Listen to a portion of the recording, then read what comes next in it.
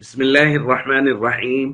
عن أبي أسيد رضي الله تعالى عنه قال قال رسول الله صلى الله تعالى عليه وسلم: إذا دخل أحدكم المسجد فليقل اللهم افتح لي أبواب رحمتك.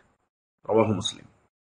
نبی کریم صلی اللہ علیہ وسلم نے ارشاد فرمایا، جب تم میں سے کوئی شخص مسجد میں داخل ہو تو یہ کہے، اللہم افتح لی ابواب رحمتک، اے اللہ میرے لیے اپنی رحمت کے دروازے کھول دے۔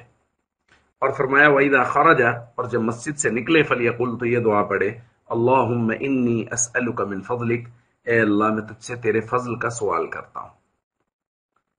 دوستو، مساجد کی اہمیت و فضیلت کا بیان ہو رہا ہے اور یہ مناسب سمجھا جا رہا ہے کہ مساجد کے کچھ آداب بیان کر دیے جائیں۔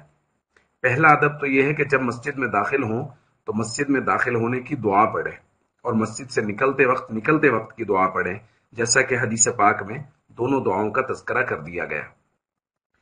مساجد کی اہمیت سمجھنے کے لیے نبی کریم صلی اللہ علیہ وسلم کا یہ معمول سمجھ لینا بھی کافی ہے کہ صحابہ کرام کہتے ہیں وَكَانَ إِذَا قَدِمَ مِن سَفَرٍ، نبی کریم صلی اللہ علیہ وسلم کا معمول یہ تھا کہ جب بھی آپ سفر سے واپس تشریف لاتے، بدا بالمسجد، تو سیدھا مسجد میں تشریف لے جاتے، فصلی فیہ رکعتین، 2 رکعت نماز نفل پڑھتے، ثم جلس فیہ، پھر وہیں تشریف فرما ہو جاتے۔ صحابہ کرام مسجد میں ہی حضور کی زیارت بھی کرتے اور وہیں ملاقات کرتے۔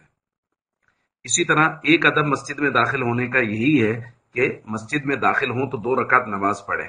حضور نے اس کا حکم بھی دیا، فرمایا اذا دخل احدکم المسجد، جب تم میں سے کوئی شخص مسجد میں داخل ہو، فلیرکع رکعتین، اسے چاہیے 2 رکعت نماز نفل پڑھ لے، قبل ان یجلسا، بیٹھنے سے پہلے۔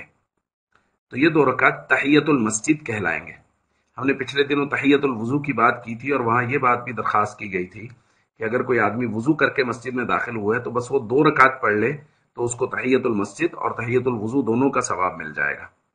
اس لیے ہم سب کو چاہیے مساجد کے آداب کی رعایت کریں اور ہمیشہ مساجد میں اپنا دل لگائیں۔